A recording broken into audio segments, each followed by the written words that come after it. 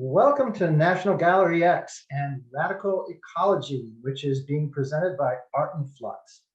I'm Ali Hossaini, co-director of National Gallery X. And before we get into tonight's program, let me tell you a little bit about our institution.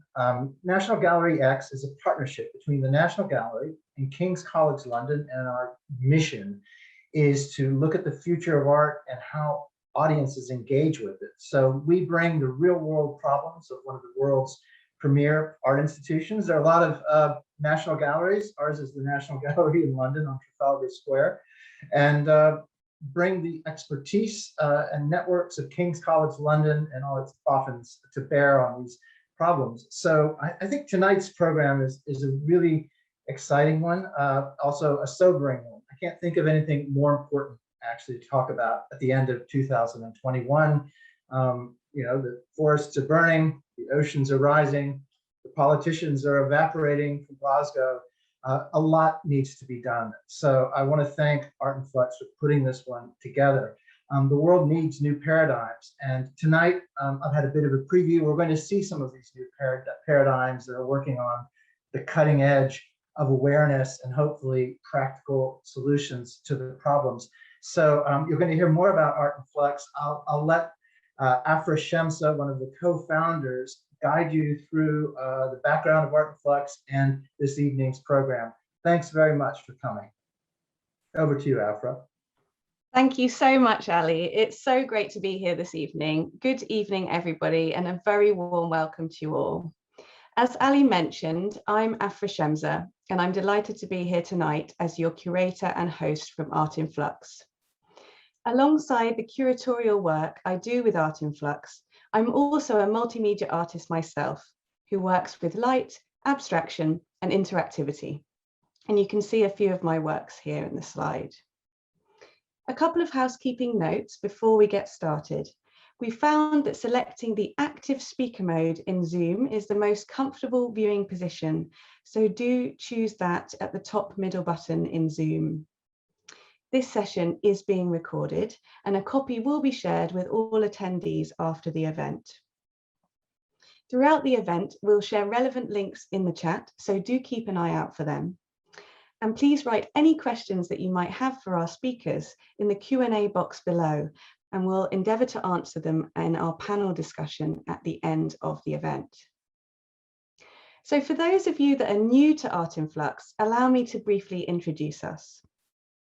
Founded in London 5 years ago by the artists Olive Gingrich, Maria Almena, and myself, we are an artist-led community interest company working at the intersection of art and technology. We have grown from a loose forum of 30 practitioners into a group of over 2,000 plus practicing artists, all working in the media arts. We've also created a platform for media artists to collaborate with institutions, and we've worked with key arts institutions and many universities too that you can see here. I'll now hand over to my colleague Olive Gingrich, who will tell you a little bit more about our activities with Art in Flux.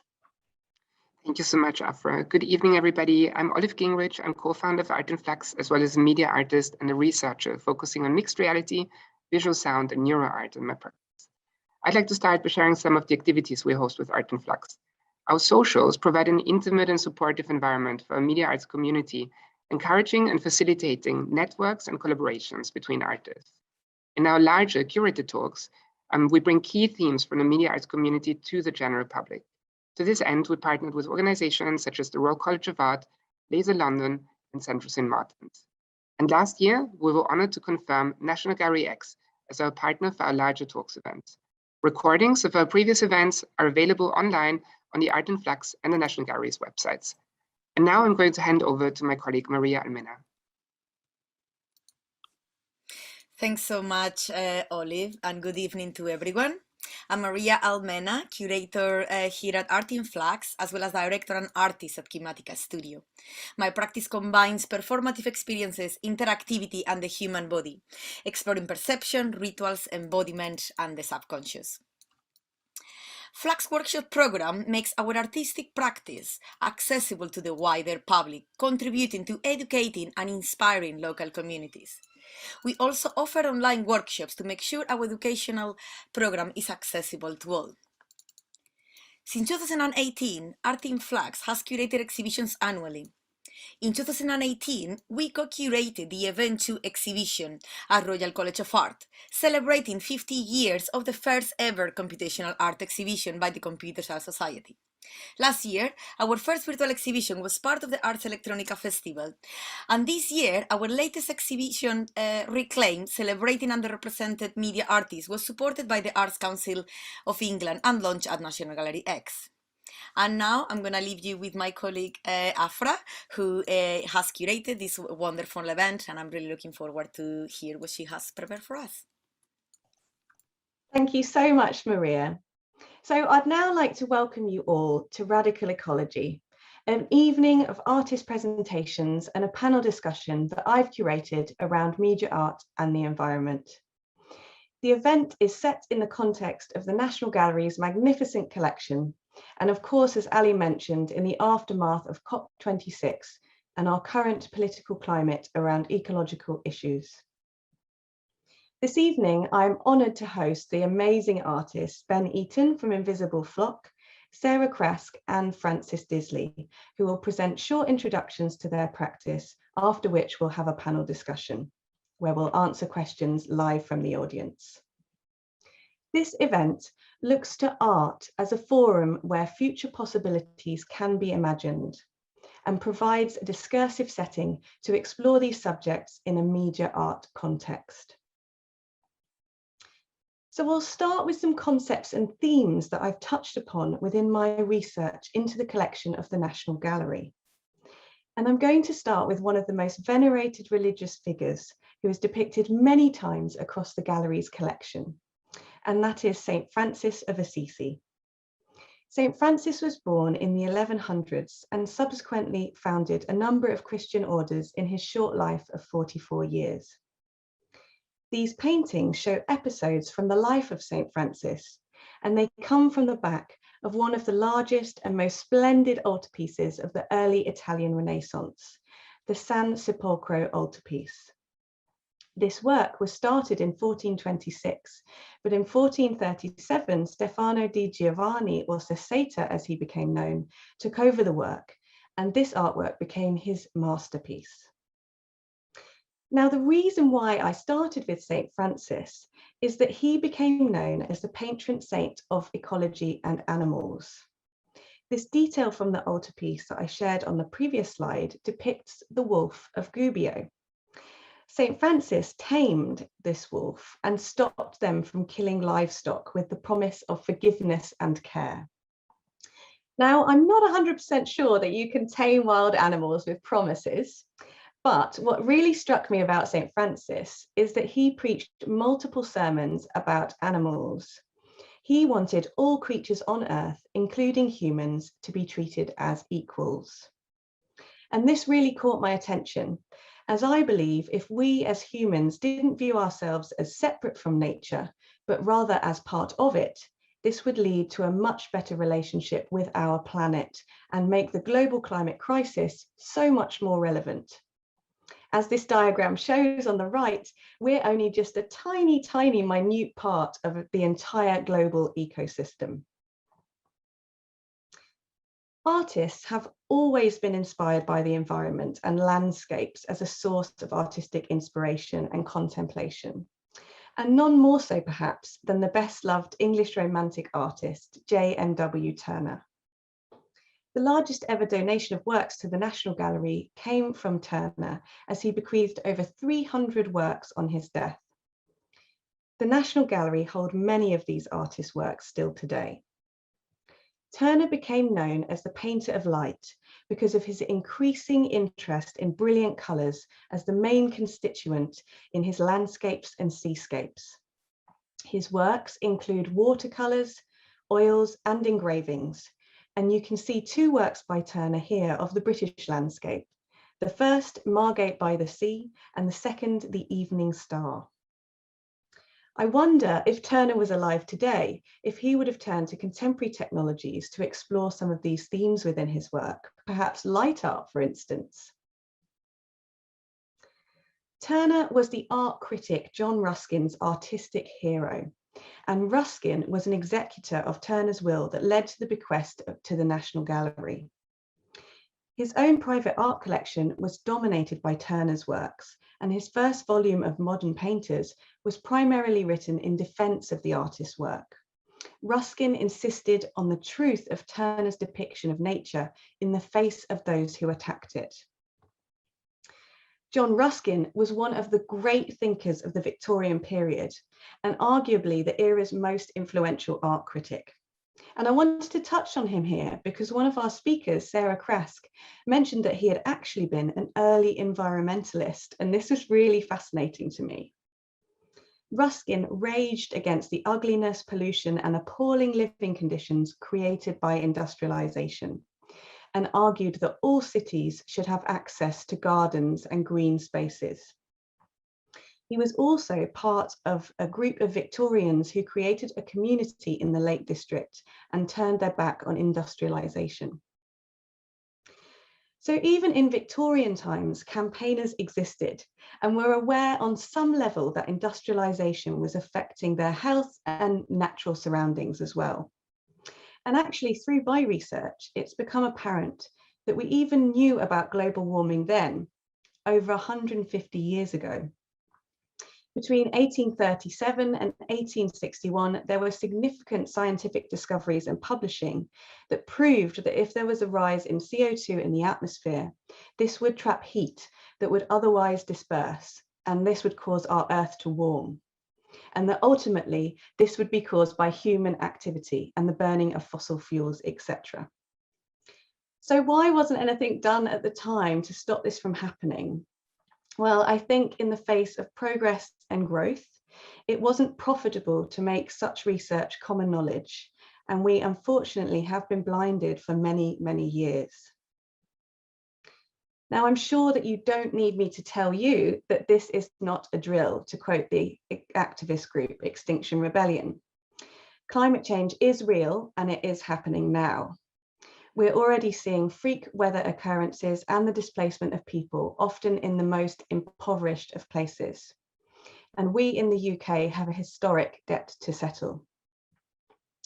We are the last generation of people who could make a difference and slow down global warming to prevent the extinction of our species.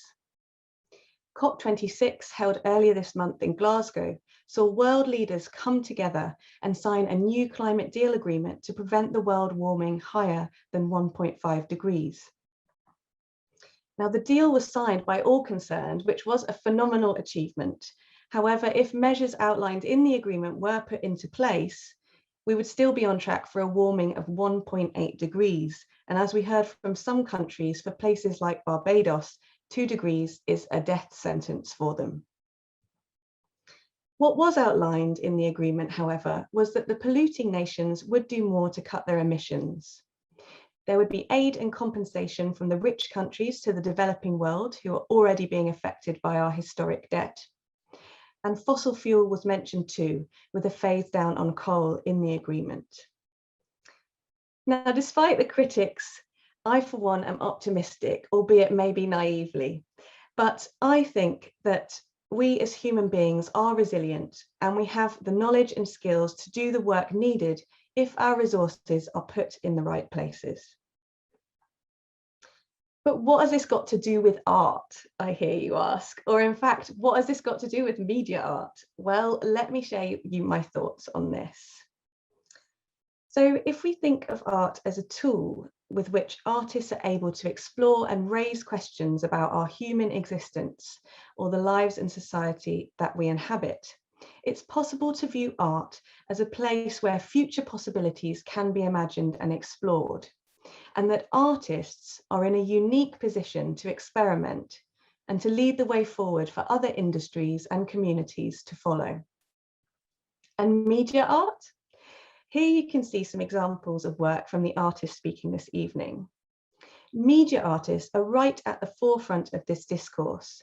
We combine art and technology together, looking for a synthesis between these two forms.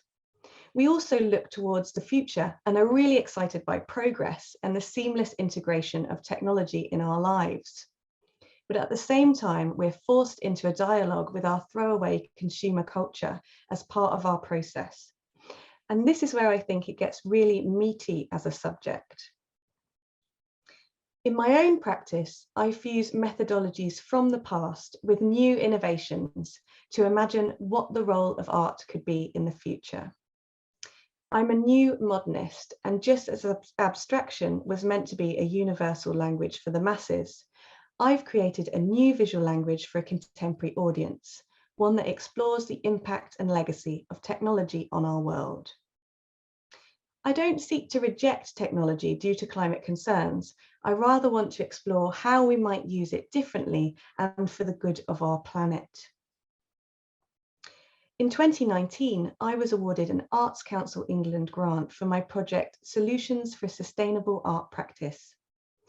Here I learned how to swap out my two core materials, wood and plastic, for sustainable alternatives, working with reclaimed solid timber and recycling my own plastic waste.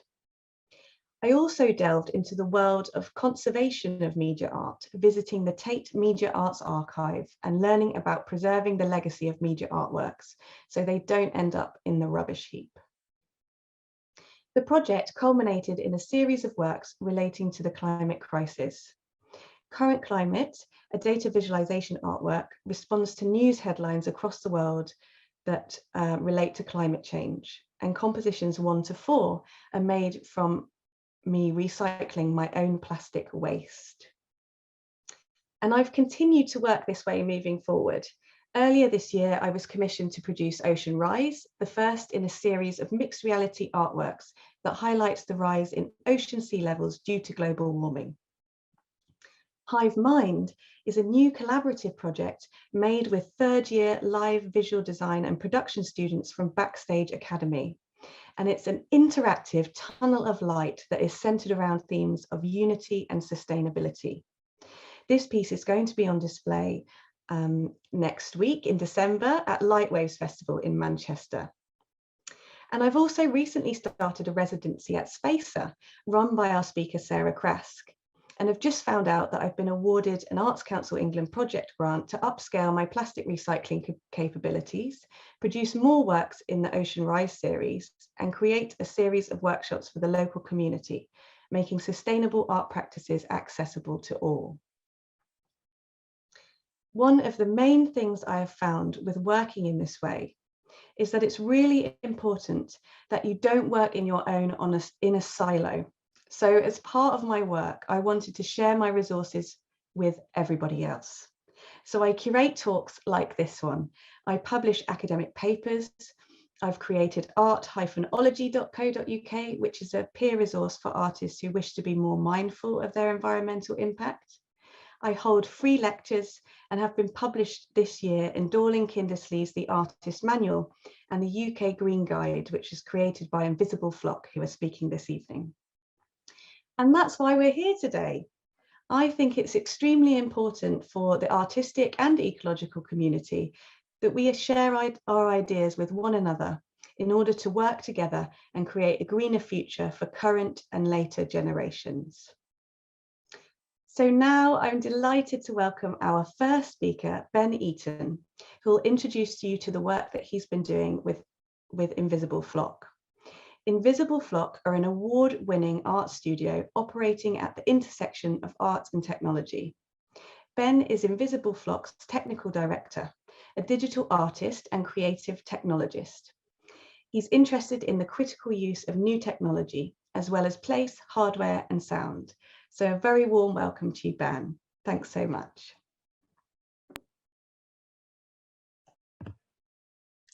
Good evening. Thank you for having me, and thank you for that introduction. Hi, everybody. Thank you so much for being here this evening.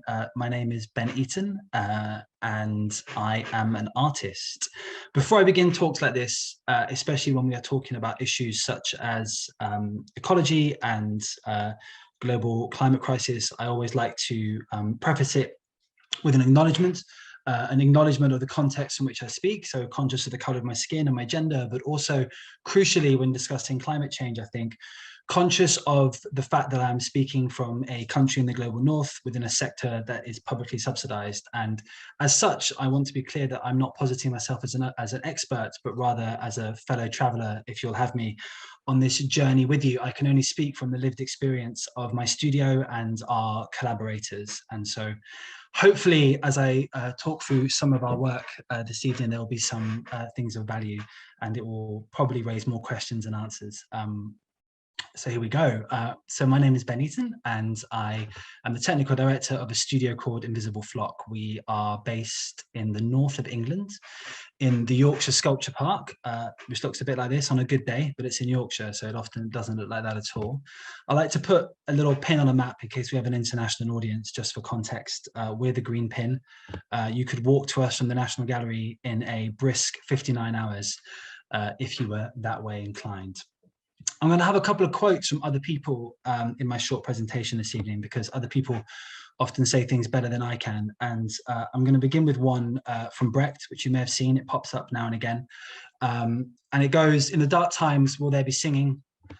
Yes, there will also be singing about the dark times." And so I like this quote a lot. For me, it acts as a sort of pole star sometimes, not because I feel that it absolves artists in any way, but rather I think that it hints at the belief in new aesthetics and in artists of actors of change, which is very much what Brecht believed, you know, thinking of art and theatre in his case, but if I could extrapolate it to art in general, perhaps as never the jester or an opium, but rather as an active participant and an actor in the crises that we face.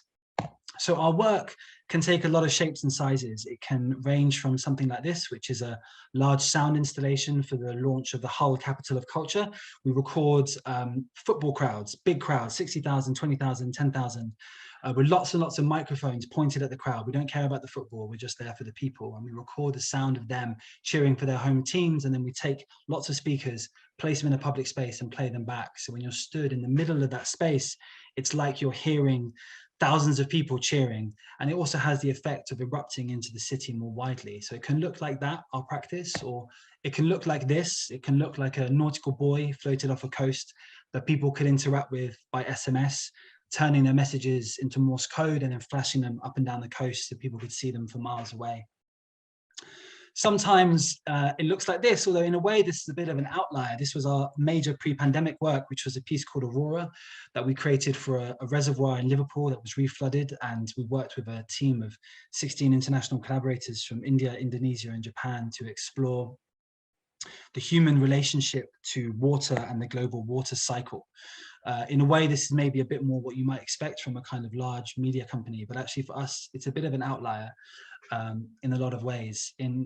For the past few years, our work has existed in more unclear spaces, looking primarily at places and ecologies that are at risk and the sites within those where humans, animals and nature meet.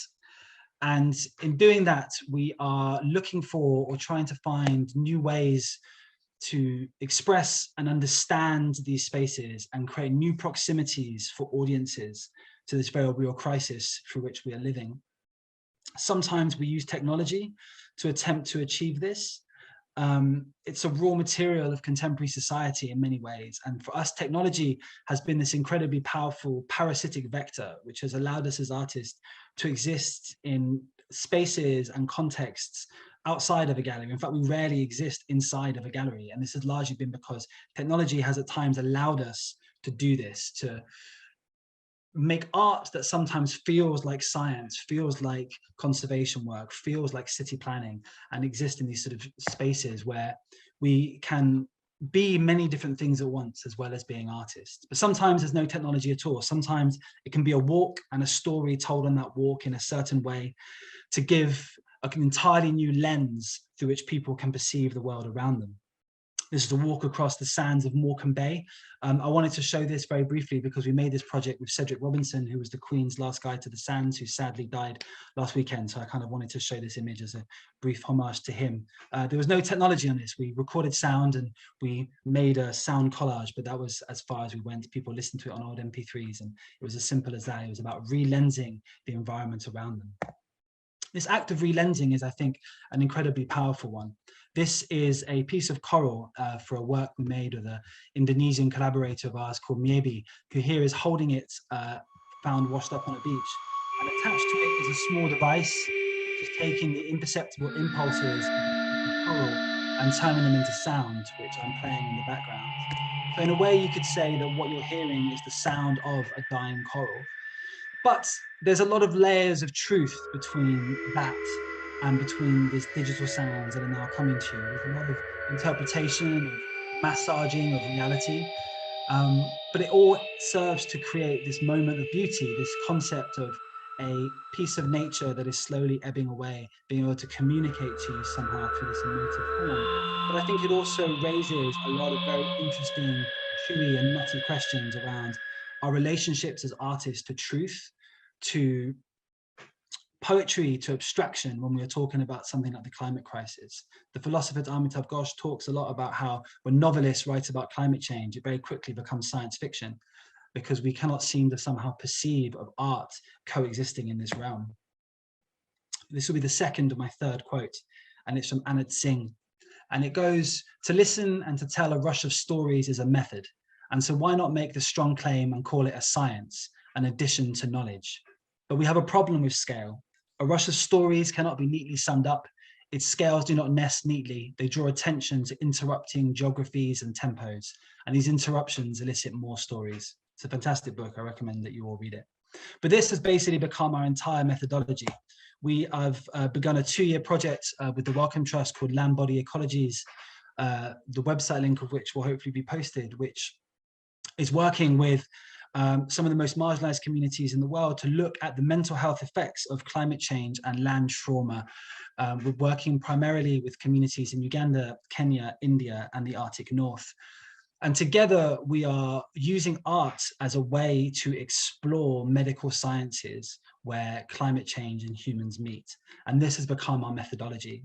And so I wanted to take one of our contributors, Jenny Lati, who is a Sami artist. She is a traditional Sami maker, and she writes a beautiful paper which is called Art is Free When We Are Free. And she is writing from the perspective of her people who are facing an existential crisis right now, this second, as the landscapes that they rely on and identify their cultures with are disappearing.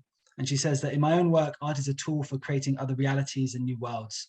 Time and time again through art, we've created radical, anti-colonial, love-filled spaces of freedom, which are more equitable than reality, and in which we can breathe, be, think, nurture, grow, and live beautifully. We have lived and realized that when we are free, art is free too. And so that is the end of my little allocated time. And so I wanted to kind of just, present to you a scattering of the work that we do and the philosophy with which we try and approach our practice, which hopefully will be a useful launch pad to our conversation next. My time. Thank you very much. Thank you so much, Ben. Absolutely fascinating to see all the different projects that you've been working on. And also thank you very much for your acknowledgement at first. I thought that was a really nice way of beginning the talk, and probably is how I should have begun mine as well. So yes, and I would now like to move us from Ben's wonderful presentation through to the work of Sarah Craske. So Sarah Craske's work explores the Anthropocene through a philosophical inquiry into our relationships with forms of climate breakdown and environmental entanglements. Collaborative, transdisciplinary working underpins their practice, and they work in the liminal space between art, science, and technology. So welcome, Sarah. I can't wait to hear more about your practice. Thank you so much, Aphra. It's great to be here. I'm going to briefly talk about the relationship between climate change and antimicrobial resistance, and specifically a couple of pieces I made as part of a larger body of work called Tertiary. I have to admit that after having spent 3 years making Tertiary, within which I was convincing wider audiences that disease maps were still essential tools and that pandemics are as relevant now as they were 500 years ago, to then find myself in the middle of a global pandemic a few months later was actually quite overwhelming. Climate change and antibiotic resistance is indeed a deadly combination. As this paper says, The world is in the midst of an anthropogenic climate crisis, with implications for the survival of humanity and millions of other species of life on Earth. The paper which we have shared with you in the chat neatly summarizes key areas. These include the fact that rising global temperatures will not only increase infection rates, but also the development of antibiotic resistance. Weather-based disasters such as flooding will also lead to infections, and pollution, which is known to encourage the development of antibiotic-resistant genes and bacterial mutations. You may have seen the antibiotic resistance crisis resurfacing in the news over the last couple of weeks. For those who are unfamiliar with this crisis, we're sharing with you more information from the World Health Organization, as well as an excellent short film that you can watch later that was commissioned by the Wellcome Trust. However, in summary, antimicrobials include antibiotics, antivirals, antifungals, and antiparasitics. And these are medicines used to prevent and treat infections in humans, animals, and plants. Antimicrobial resistance, AMR, occurs when bacteria, viruses, fungi, and parasites change over time and no longer respond to medicines, making infections harder to treat and increasing the risk of disease spread, severe illness, and death.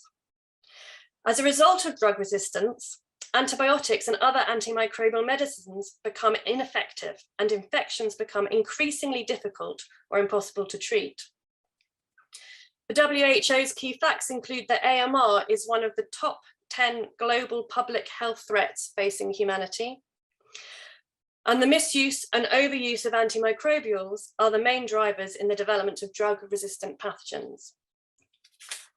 So I just wanted to give you a bit of context as to how the body of work began. Throughout 2017 until the end of 2018, I was immersed in a synthetic biology lab at ETH Zurich in Basel, as part of the BioFaction Artist in Residence program. BioFaction wanted the artists to explore arts as an alternative cultural practice to explore arts or alternative cultural practices potential with regards to the visions, challenges, philosophical, aesthetic, and ethical aspects of synthetic biology. During my time there, I always have to say that I worked with these amazing people, Dr. Irene Vertwijk and Dr. Stephen Schmidt, who were part of the Sympeptide team that was exploiting their high throughput technologies to see if they could create a novel antibiotic through essentially probability. A peptide or a polypeptide is a molecule that can be up to 150 amino acids in length. There are 20 amino acids, therefore in theory you could, through synthetic biology, create approximately this many different molecules, each having its own different amino acid sequences, as some of which would not occur in nature. The fundamental question is, can synthetic biologists create something that nature hasn't, and will it be more effective than naturally occurring antimicrobial peptides? While artist in residence, through observational inquiry and collaborative discussion, I did indeed learn about contemporary synthetic biological approaches to fighting infectious diseases. And whilst critically reflecting on these approaches, I worked closely with Irene and Stephen to develop new ideas and practical experiments that combine both scientific and artistic practice. Extending this collaborative methodology, I simultaneously worked with curators at the Basel Pharmacy Museum, identifying common polytemporal philosophical approaches to and relationships with disease. My body of work, Teriac, brings together these two research pathways and is named after Teriaca, or Teriac in German, because I was based in Switzerland at the time. This was a medicine used through history, which was first referenced in the 1st century, and at its peak in the 17th century contained 64 ingredients. And as a panacea, it reputedly cured all diseases. One of the first pieces I created was my own molecule here, which spelt Teriac in its amino acid sequence. It was created with the hope that it could be used within our experiments and be encouraged through specific protocols to demonstrate some antimicrobial function.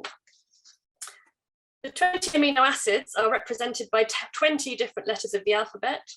Here I've highlighted the amino acids that I eventually chose to make Teriac: threonine, histidine, glutamic acid, arginine, isoleucine, alanine, and lysine.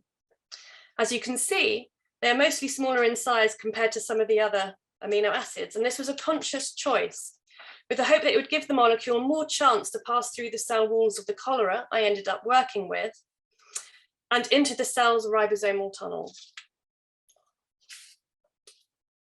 Many steps of research, experimentation, and failures led to another piece called the disease map. The very short version of this story is that I took an engraving of basil by Matthias Marianne and engraved it onto a custom-made Petri dish. After then filling it with custom-made agar, I painted cholera onto its surface over several days, while also inhibiting the cholera's growth with the synthetic peptides that I had designed. The process was recorded using time-lapse scanning. If you would like to read in more depth about my time in the laboratory, a book was published, which you can access for free, and we've shared a link in the chat. This is a still from the disease map. The work attempts to reference complex interlinked thinking around the history, contemporary science, and geopolitics of disease, bringing together, for example, Basil's central position in a historical international trade route, which would have successfully carried disease alongside goods, culture, and ideas. The disease map work on cholera by physician John Snow, which led to a greater understanding of the relationship between disease spread and socioeconomic disadvantage. The contemporary pressure on science to arrive at novel solutions to the global threat of antibiotic resistance, and the largest documented cholera epidemic in modern times, over 1.9 million suspected cases caused by the current Yemeni civil war, which has led to the collapse of the healthcare infrastructure and mutations leading to antibiotic resistance within cholera itself. So trying to keep to time, this is my last slide. So the disease map is intended actually to be installed as an immersive installation, but currently you can see it online as part of the Science Gallery Bengaluru's award-winning exhibition Contagion. Contagion shares a multiplicity of voices and perspectives, contemporary and historic, artistic and scientific, individual and collective, to support better understanding of what we're all living through. Contagion examines the transmission of emotions, behaviors, ideas, and diseases, their fascinating and sometimes frightening spread, and why all of this matters to the lives we hope to lead and the futures we can imagine. Thank you. Thank you so much, Sarah. That was absolutely brilliant. I'm so fascinated by your work. It's great to see about it more in depth. So now we're going to move from the biological themes that are present in Sarah's work to the horticultural work of Francis Disley. Francis Disley is a visual artist who lives and works in Liverpool. Recent works include a commission from Invisible Dust for Unnatural History at the Herbert Gallery, Coventry, and Epic Lux, a collaborative dance installation and video work with Fallen Angels Dance Company commissioned by the Turnpike Gallery in Leigh. So I'm really excited to hear more about your work, Francis. Thank you, Aphra. Hello, everyone. Thank you.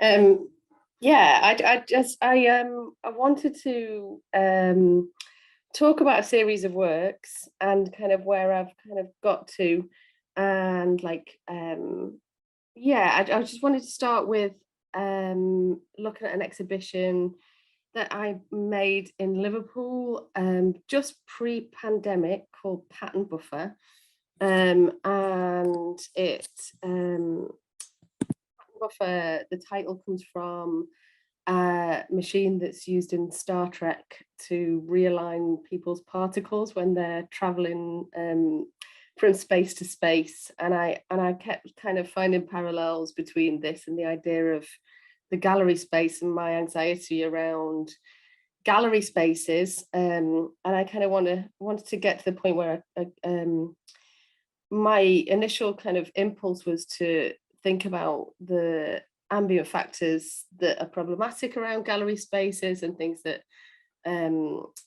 can raise people's anxiety. So one of the overarching premises for the exhibition was to look at ways to lower the visitors' anxiety and acknowledge how these kind of spaces can be quite stressful. And I've been working with some psychologists from University of Salford, looking at how spending time with plants and greenery can actually reduce people's anxiety, and the sort of the research into that, and things around colour as well. So the colour that was used on the walls was taken from a study in the US with university students looking at the anxiety reducing impact of certain colours that you could be immersed in. So I filled the space with these colours, and then I wanted to bring people together through play and games. So the first slide showed these puzzles, which were actually from plants. So this kind of dual idea of bringing people together to play, but also taking on the idea of like how being surrounded by plants in different ways and interacting with plants could actually bring people together and kind of lower people's anxiety. And like I say, the exhibition opened 10 days before the first lockdown happened. So all of the things that I wanted to utilize to actually break down the barriers that often exist within galleries had to be removed. So all of the play and all of the touch and everything. So I'd programmed things like animal yoga and sound baths and all sorts of activities that were supposed to happen in the space, but obviously couldn't.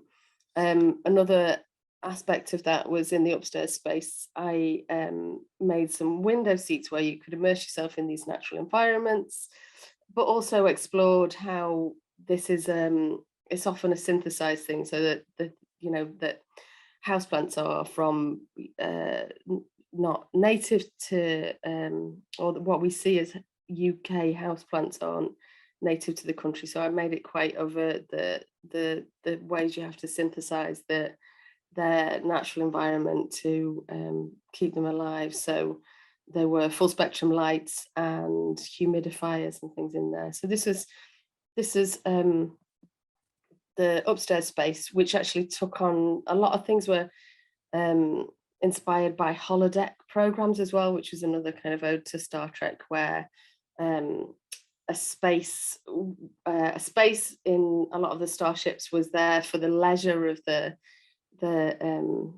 people working on them to explore synthesized environments. So I'd picked this holo program, as it were, which involved plants and play and all of these things that were related to distracting people and reducing their sort of anxiety in the space, and using plants as the kind of forerunner for that. Then I wanted to move on to this work that Aphra mentioned, that was part of an exhibition at Coventry, commissioned by Invisible Dust. And I got the opportunity to work with a herbal scientist based at Kew, Rebecca Lazarou, who's an amazing scientist who works with herbs and herbalism. And the whole thing was produced during lockdown, and it all came out of my new fondness for my local municipal park and my kind of rediscovery of it. I'm interested in herbalism and looking at these medicinal plants that are actually on my doorstep and in the cracks of the streets. So this kind of like being able to see again these plants that surround me. And once I looked a little bit further into it, it feels like things like, dandelion and yarrow and hawthorn are super close to me. So I made a video which is called Love Letter to the Mystery, and the mystery is the sort of nickname for my local park, Wavertree Park. And I wanted to kind of send these love letters to these plants that I felt like I had a better relationship when I was a kid.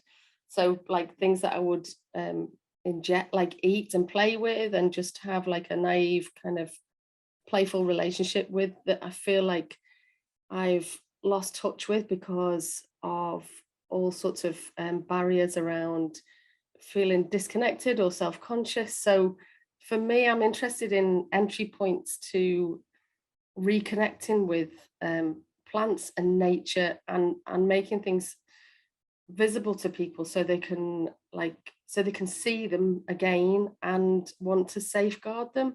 So I'm interested in how, like, entry points for that, and being realistic about barriers to that, and how horticulture can feel like it's it can be exclusive, and it can be something that people don't feel like they're a part of, and I think something that people gatekeep somehow. So I had all these interesting conversations with Rebecca and Michael Smythe, who runs Phytology in Bethnal Green, just around our disconnection with this really recent necessity to connect with plants. So, like, I'm interested in how it's such a short time in our history since we relied on these herbs and we knew what they were and we had this connection, and how you can kind of reconnect. So I work with communities recording people's memories, or people's sort of lived experience of these individual plants. And you can see from the video that I've just shown some slides of that I wanted to acknowledge them as part of it. So all of the speakers that are named in there, the plants are profiled at the same level. So I kind of want to be conscious that I'm potentially advocating for them or speaking on behalf of them, and to acknowledge their collaboration with me. So yeah, there were so many amazing quotes from the scientists that I work with for this project, and lots of things around our obsession with logic, and how things kind of would break apart if we just relied on logic. So just quickly talk about a project that I'm still working on at the moment, which is with the Turnpike Gallery, and we've taken over the municipal planters outside of the space. So the gallery is part of a complex with a council one-stop shop and a library. We wanted to put like a healing garden in place, and I was looking at the infrastructures that already exist with local councils, and the constant turnover of annual planting, the labour that goes into that, and how we could just utilize the same network and the same labour, but just put in perennial plants that have different kind of benefits, and thinking about the how and this forms a base for all sorts of kind of learning around it, and like a program where I've invited guest speakers to come in and kind of enrich what already goes on. And it was planned around different levels of contact with it as well. So there's an aromatic bed, so that when people are just passing, they can have an encounter with it without even necessarily being conscious. You know, a dyes bed, a medical bed, a calming bed, and all of it is supposed to acknowledge the human interaction with that building. So the tea bed is for people that work in the space to snip some tea off on their way in, and there's a calming bed, which is plants that are associated with low anxiety and helping aid that, to acknowledge that visits to the council one-stop shop aren't always the most sort of relaxing, and like the dyes bed, so we can make resources from it. So it's tailored around the community that are based in this space. So this is the last couple of slides. So this is where it's at the moment, and I love the idea that the project is just gonna exist and go on and change, and it's something that I can't control, and something that is a real sort of learning resource for everyone that engages with it. So I think that's me. Thank you. Thanks so much, Frances. It's so incredible to hear more about your work. And it's great to have all three artists, you know, what varied practice.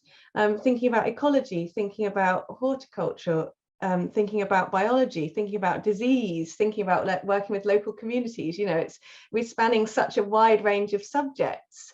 So I'm very excited to be moving through into our panel discussion now, and I'd like to invite the audience to ask questions in the chat, and we'll endeavour to answer some of them live. And I do have some questions that I prepared myself, and I'd like to start with one about media artists and artists working with technology and artists caring about the environment, and where that seems like potentially a little bit of a tricky subject. I know as I was sort of posting things around, I was sort of starting to think about this myself. And in my own practice, I'm kind of thinking about these two things. And I want to stay with the trouble. And we're not all just going to quote Donna Haraway, stay with the trouble, rather than to stop using technology and turn my back on it and start doing something else. So I wondered if anyone has any comments about that, or you could speak a bit about how you feel in your practice in terms of the technologies and processes that you use and how you kind of reconcile those two things.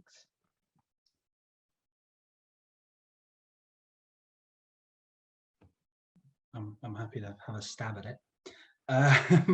I think, yeah, I mean, I think it's such a knotty question, and I think it's one that I know as a studio we worry about, reflect on, and think about constantly. I mean, I think weirdly, even though having looked at like the images from our work that you put in the slideshow before, like I never really think of us as necessarily like a technology forward company, and that I don't feel that the work that our studio makes is, we never really set out with the intention of using like technology, which I suppose is such a broad term that these days that's almost quasi meaningless really, as in I think it's so broad. And that I think partly before we can really do a full critique of it, not to like dodge the question, but we sort of need to understand what we really mean by technology. And I think, you know, for me, it's certainly important to consider your supply chains as an artist, you know, and I think Aphra, when you talked about your work as well, you're clearly doing a lot of work around that, and we do as well. We consider the materiality of our work, but I think like partly it touches on this notion for us that technology is so interwoven in the fabric of who we are as people, that if we are trying to have conversations with people or global conversations, I don't understand why we wouldn't use technology to a certain degree. Like it's never been a conscious decision to use it. It's just always been a natural thing that we've done.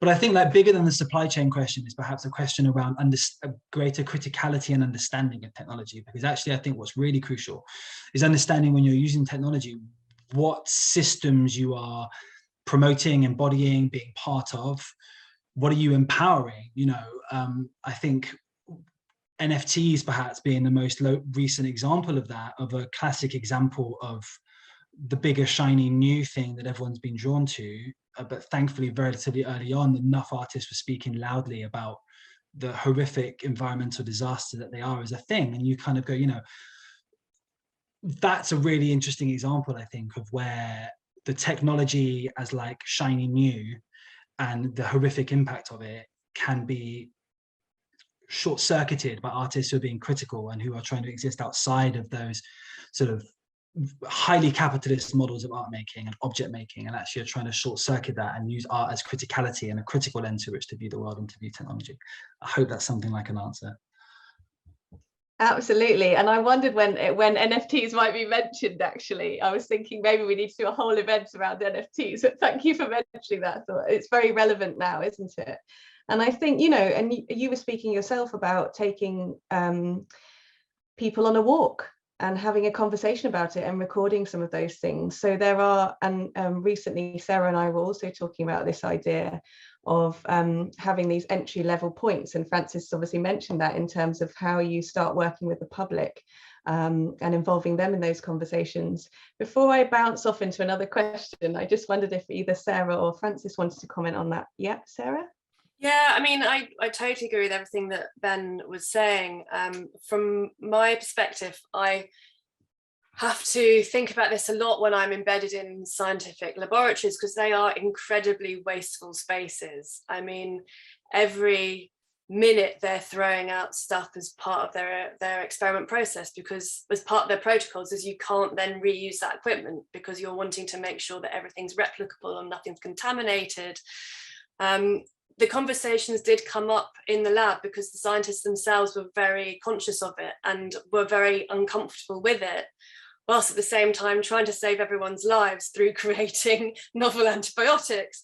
So we did actually push it as far as we could. So after interrogating a bit, I used glassware where I could that then could be put in the autoclave to then be properly decontaminated and then reused.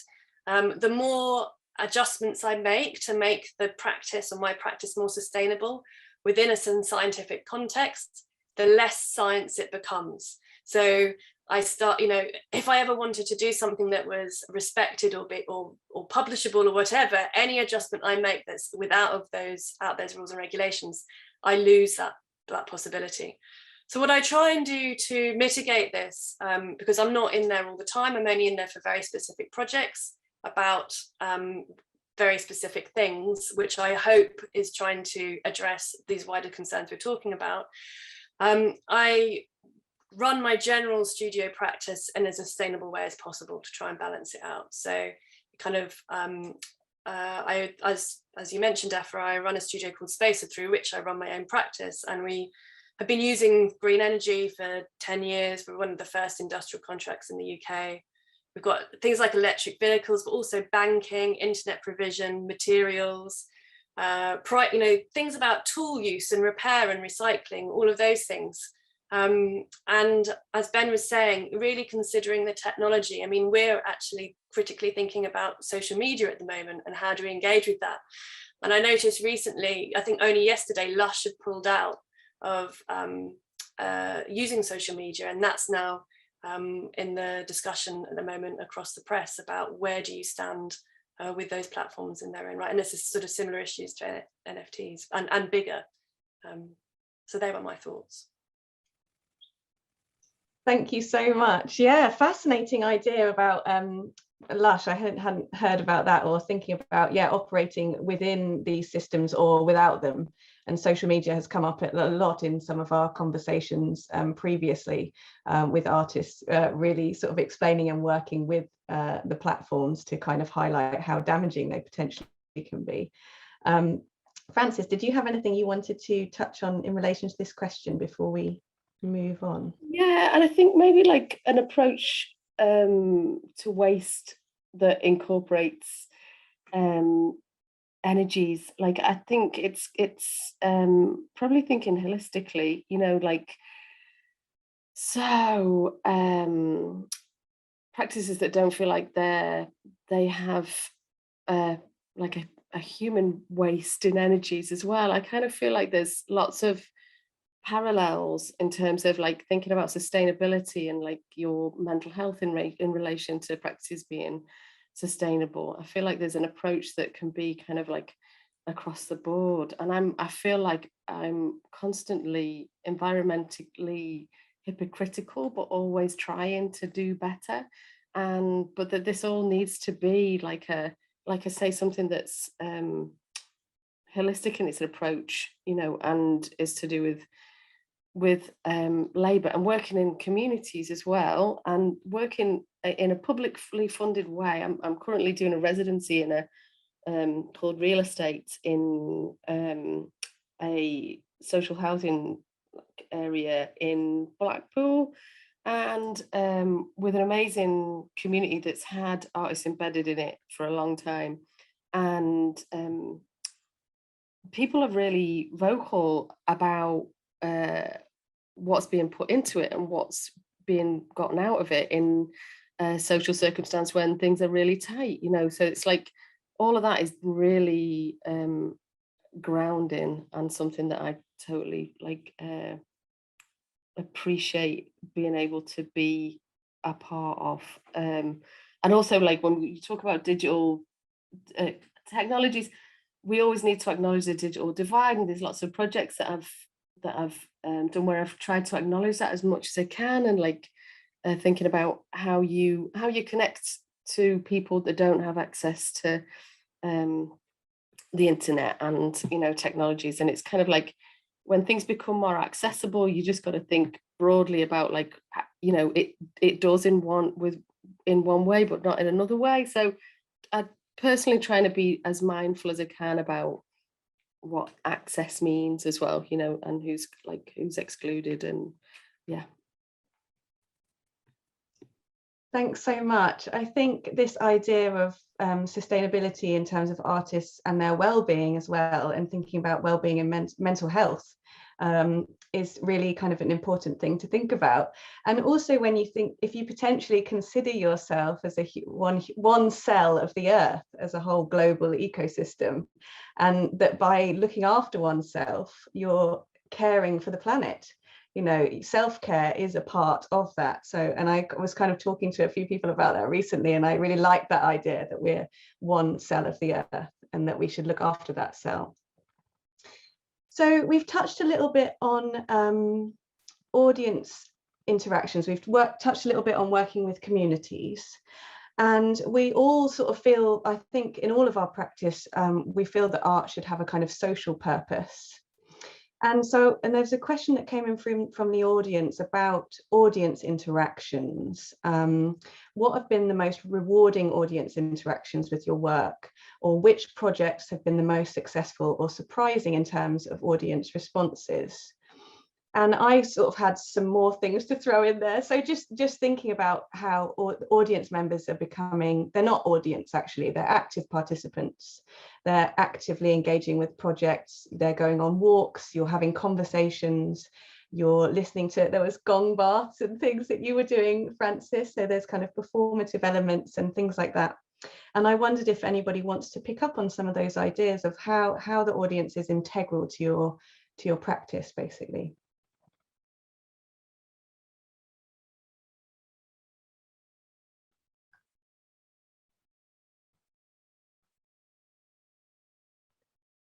Tricky question. I feel like I should say something. I actually come at this in a rather sneaky way, so I feel like I'm fessing up here publicly. I tend to use spaces that aren't gallery spaces, and I tend to specifically use more accessible or community spaces, or spaces that a wide variety of public may go to. And then in that space, what I tend to do is I sort of so in a recent exhibition, or in a couple of exhibitions, I sort of rehung the entire museum, and also the museum were really willing to reprint all of their guides and everything with this sort of fabricated narrative that wasn't quite true into the exhibition. So I was really pulling on, I suppose, the semiotics of the experience of walking into these spaces and what people would expect to find. But the whole pathway of their sort of traveling through this space was made up, and they didn't realize. But the reason why I was doing that was because I was pulling on sort of in the Western world what society looks for to frame knowledge or to frame experience. And if these new and challenging narratives, like thinking about disease in a way as not fighting it, but actually becoming coexistent partnerships with these things, is there a way that we can completely reframe our thinking? Some of these can be quite challenging. So if you line it up with well, it comes from this way of thinking, or it's got this historical background over like 500 years, and you put it with some objects, and you know, it's sort of the debates start to open up more freely. So I suppose this is my way of thinking. I don't overtly do this. I sort of do it in a much more behind the scenes, covert way, which makes me feel a little bit guilty. No, I think that's great. I think that's a really interesting way of kind of subverting institutions and museum collections, and kind of coming in and reimagining things and doing things afresh, and inviting people to come in and experience things in a new way, which is kind of what we're doing with this event in the National Galleries collection, just kind of reframing. I wonder if, Francis, you wanted to talk a little bit about, because bringing plants into the gallery space as well, you talked about these entry level points for audience audience members or community members to get involved with art projects and how that might. Yeah, plants are an amazing kind of like sort of mediator. It's because one of the things, you know, one of the questions that you mentioned then as well was around like kind of feedback and positive experience with audience. It feels like people have an affinity with them so that they kind of put people at ease. So like because we run a club around the garden that we've set up at Turnpike in Lee, which is open to all, and that like the public face of it to the community in Lee is a garden club, which has all this other stuff that comes in around herbalism and like well-being and all sorts of stuff. And it's like it's shared learning as well. All of these things are never something that I'm expert on or propose to be. It's something I'm excited by, so I want to bring people along with me for that kind of exploration, however kind of clumsy it is. But plants, because people, so like when I'm fiddling about in the garden out the front of the Turnpike, people just wander along and will say, is that knit bone? And then we'll talk about comfrey leaves and like their experiences with their, you know, grandparents using it on like fractures and things like that. And people just will say, oh, like, oh, I've watched you doing that. You're doing a great job. This is amazing. And we're having this interaction, and I can talk about the project and other kind of aspirations for it. And it does this thing that a gallery, you know, the gallery will put so much energy into visitor figures, engaging with the public and trying to deal with this massive barrier. And it's one step outside of the gallery in something that feels like a hint, you know, like a kind of hinterland between that and in bringing them into the gallery space seems to do the same thing. It kind of like, you know, I've realized that people don't like surprises. It doesn't put them at ease. They aren't open to having an exchange with you when you just, you know, shock them with something. So I think like it feels like they can hold people's hands, you know, we are part of this wider community that's non-human. And once you are like kind of, Aphra, I think you mentioned that once you can get your head around that, it's so you know, it's so kind of freeing in a way. But I feel like because it's all like I'm interested in these the weeds that follow us around when we mess up as well, the plantain that pops up and the yarrow that pops up and the dandelion when we kind of like rip things apart, that are super medicinal for humans, and they kind of keep tapping us on the shoulder even though we just keep trying to weed them out and stuff. So I kind of feel like there are friends that can you know, put people at ease and allow people to feel more comfortable in these alien, you know, spaces that we've put for people to really concentrate, but actually it does quite the opposite. Thank you so much. I love the idea that plants hold our hands. What a lovely idea. And also, you know, that they're our friends and they can enable conversations and exchanges. And I think that's really what we're talking about today, isn't it? Art as a space for imagining different futures and alternative ways of being. And art as a place to try out, experiment, you know, and invite people to come along and explore those things with us. Ben, did you want to touch on this as well? Yeah, I think yeah, I mean, likewise, in a way, we've done more stuff outside of galleries than in galleries, really, and that's partly just a function of how we've grown up as a studio. You know, we sort of started about 13, 14 years ago, maybe a bit less, and back then, partly if you wanted to do anything with mobile phones and technology, you were thought of as marketing rather than as like the art. And so our journey into and none of us went to art school, which was also like a really big deal 10, 12 years ago. I think a bit less now. But like, I think, so our initial interactions was rarely with people within the confines of a gallery space, or if it was, it's because we were like picking them up before we like sent them off into the city streets with a mobile phone in hand. And so I think the stuff that I always love and that I think is the magic is emergence. And so it's that idea of setting up just enough within a piece of work for an audience to be invited in, and to understand that they're in a space, but for that, what they then do from there on is allowing them to create their meaning and create their interaction and have the moment that they want to create. And that's hard to do, right? It's not like a magic sauce that you can just like pour on stuff. But there's been some moments in some works when that's really come through, and at times where we haven't expected it either. We made a piece of work called Duet, which I'll describe very briefly, which was a slow social media work was the idea. So it was connecting two people opposite ends of the world. We remounted it for the pandemic. So you sign up, it wants very little from you, like literally your email address, and it tries to pair you with someone as far away from you as possible who's also signed up to the app. So ideally the other side of the world. And then once a day for 365 days, you get sent a question. And then when you answer the question, you get your partner's answer. And that is it. You couldn't do anything else. You couldn't message them independently. You couldn't send emojis. You could literally just answer a question and you got your partner's answer. And that was it. It was a super throttled, slow interaction. But people who did it for like 2, 3, 4, 5 months and had the same partners found their own strategies for communication and their own strategies for chats. And we were looking at our logs and we were finding these messages that were like screens worth of scrolling. And I designed that interface. That must have been horrible to type, but they did. And people find these emergent ways to still have communications and have really deep, beautiful relationships in spaces where we almost didn't want them to, but they still created that. And that's, I mean, when that happens, that's wonderful. You know? Absolutely. Thank you so much for that. I'm just wondering, we do have a question that is about, I was thinking of this idea recently because the writer Ben Okri, I don't know if you saw his article in The Guardian, where he talked about and posited a new kind of creativity called existential creativity, creativity for the end of our days.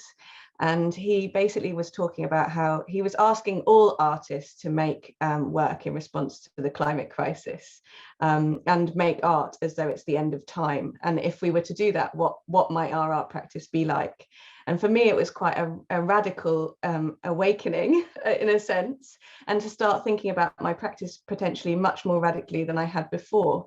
And I just wondered if any of you had any thoughts or ideas about this, how we might make work or want to engage with an audience to explain or expand on these ideas. Existential creativity.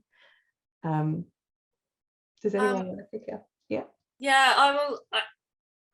I've been trying to do this for a while, and what I will say is that I also went through my own sort of existential crisis, because when you fully face and consider climate change and climate breakdown, I mean, it's extraordinary and horrific and can be really scary and upsetting. And so I went through sort of quite a long time sort of walking around in a slightly dazed and confused space.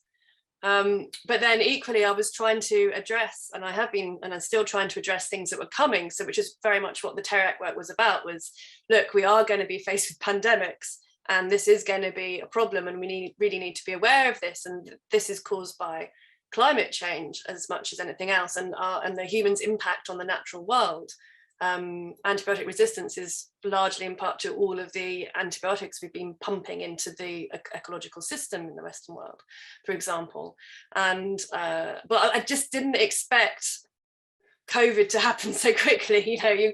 So I think what this project actually made me realize is that this thing is coming up much sooner than we are anticipating or necessarily prepared for. So it's sort of made me even more resolved to face it, because this was a huge shock that, you know, I was theoretically talking about something I was shunting 10 years in the future, and actually it turned up within 4 months of me finishing the project.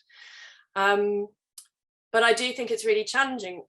At the same time, I don't know how, as an artist who's sort of reflecting on the world, can do anything but at the moment do this, because it's just omnipresent in everything that's going on. Absolutely. Thank you, Sarah. Does anyone else want to comment on this idea? Or we might round it off. There was one. Oh, Ben. Well, yeah. I mean, I can. Yeah, I can. I mean, I think. Yeah. I mean, I read that as well. I thought it was a really powerful article, and I think I think on the one hand, like, completely agree with it. I mean, I agree with everything Sarah said, for sure. I think like where I worried a little bit about perhaps the article and the tone of it is, I worry that we should tell all artists should, I think is like a slightly worrying thing anyway. But I think also like, I worry that we will normalize this apocalypse chic, and I can sort of see it happening a little bit in discourse and in culture already. And I think that's something to be really wary of. And we should be really wary that we're not judging artists and other creatives for not being apocalypse enough. And I think we should worry that we're not gonna just make the end of times look really sexy. Like, we should just be super careful about that. And I think, again, like, we shouldn't think that there is one aesthetic, one way to do things, one language. I think we should be finding complexities. There are multitudes of languages, multitudes of images, multiple ways to approach this. And if they are the end of times, we're all going to approach them individually in our different ways. And we shouldn't expect us all to conform and do it in the same way. That's my thought. Absolutely. And that I was actually just writing an article recently, and I referenced Ben's article, and I said, I don't, you know, my writing wasn't asking for all artists to become climate warriors or, you know, to start making work about the ecological crisis. We'll all be responding and making our work ourselves. But I think the thing that I took from that was, why don't we, it's a kind of interesting idea to think of artists making work that we feel is important, whatever that may be, that we feel that what we're talking about is important in some way, and kind of putting that out in the world and having those communications is really great. So I'm going to round. Oh, Ben, did you have? Sorry, I said, because I had one thought, is that obviously, like, you know, art sort of happens at the moment where it encounters audiences, and audiences don't have to, you know, if they don't want to go to the piece of work they don't feel is treating the subject with the seriousness of the effect that it deserves, they don't have to engage with it. You know, I think that's the thing. It's like artists is, you know, art is an ecology where an audience and a piece of art meets, you know, and I think that's the thing. Yeah, absolutely, absolutely. And it's all about that communication. And it's not about you will find, you know, the entry level points of artwork, the plants holding our hands. They're the easier way to start talking to an audience rather than banging a big drum and saying, this is happening, you know, that's the way to turn everybody off, to make people not stop, you know, to cover their ears, to put their heads in the sand. So I think it's been an absolutely fascinating talk and event this evening. I would just like to thank all of you so much for joining us, all the audience members at home, and also to our fantastic artists, Francis Disley, Sarah Craske, and Ben Eaton. I'd like to thank the National Gallery team, Ali Hossaini, of course, who's hosting us, Chris Michaels, Ash, and Priyesh Mistry, and also to my Flux colleagues as well, Maria Almena and Olive Gingrich. And I really hope that you've enjoyed this event as much as I have. And I feel like we've really brought to light the many different ways that artists are responding to the environment and our current climate crisis, and kind of offering some ideas for how we might move forward in the future. So we've got some upcoming events. If you are a media artist and you're interested in joining us for our next Art in Flux social, this will be around sustainable media art practices. So in this event, you'll get the chance to speak with other artists about how you might be a bit more sustainable in your work. So you can join us on the 1st of December, and you can get your tickets by following the links in the chat. I did notice there was a couple of questions about the chat that have come up. We will circulate all the links that came in the chat in a follow-up email that we'll send through Eventbrite, so you'll be able to have access to all of those. If you're in Manchester, do check out Hive Mind, that's going to be at Lightwaves Festival. And I have actually this time created a feedback form. So if you do have a few moments after the event, it would be great if you could take the time to let us know your thoughts on how we did today. So I'm now going to hand back over to Ali, and just thank you all so much. I think this has been a really poignant and relevant event, and I'm delighted to have been a part of it. Well, thank you, Aphra, Sarah, Ben, and Francis. I'll echo Aphra's words. It was a wonderful event. And one of the things that was particularly gratifying for me was the spirit of optimism.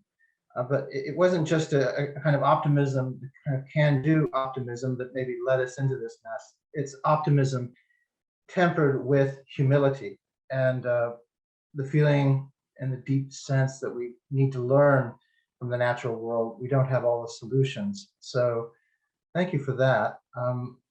I'm looking at the title of the event, reflecting on that. And one of the things I took away was radical ecology also equals radical equality. And that is equality extended from, well, we have enough trouble just within the human species, but to all species, all, other creatures and organisms that we share this world with. And in fact, not only have a moral obligation to, but an existential dependence on. So I think that takes us to the subject of media art. All of us are media artists, and I think the danger of media art is alienation, and that alienation is in the name. Media means mediation. So we no longer have an immediate relationship to the planet, to ecology, to the plants. It's mediated through symbols, through pictures, through an ever richer technological environment. And I think that is largely responsible for at least some of what's happened. It was stunning to me to see Aphra's quotes about how early people recognized the dangers of carbon dioxide, but we've always managed to stay at a remove, whether it's by building somewhere else or enclosing ourselves in a media cave.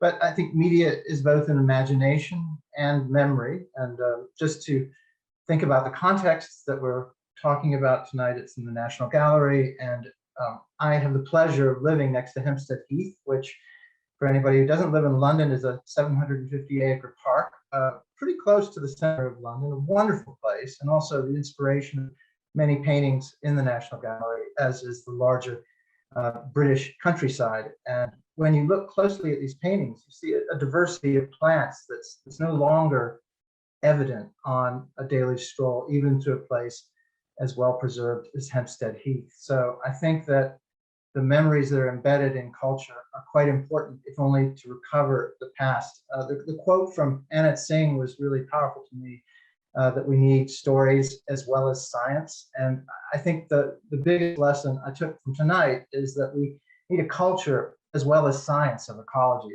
And I think the talks tonight helped explain to me why, even though we know what the right thing to do is and what the wrong thing is, we just keep on going. And it's because our culture isn't primed for ecological coexistence. We still think nature is there, at best subordinate, at worst just a tool of humanity. So I enjoyed the comments on art, just yoking art to social purpose. I think people should be allowed to practice art for art's sake, or express themselves however they want. But for me, I do think it's important for at least some artists who are inclined to take their art and use it to express a broader sense of humanity. And humanism, I guess, was the first Renaissance. Maybe we need a new Renaissance now, where this ecological awareness or even spirituality, I don't think it's named yet. It's part of the culture. So it's bringing humanity into the biosphere, the life world or Gaia.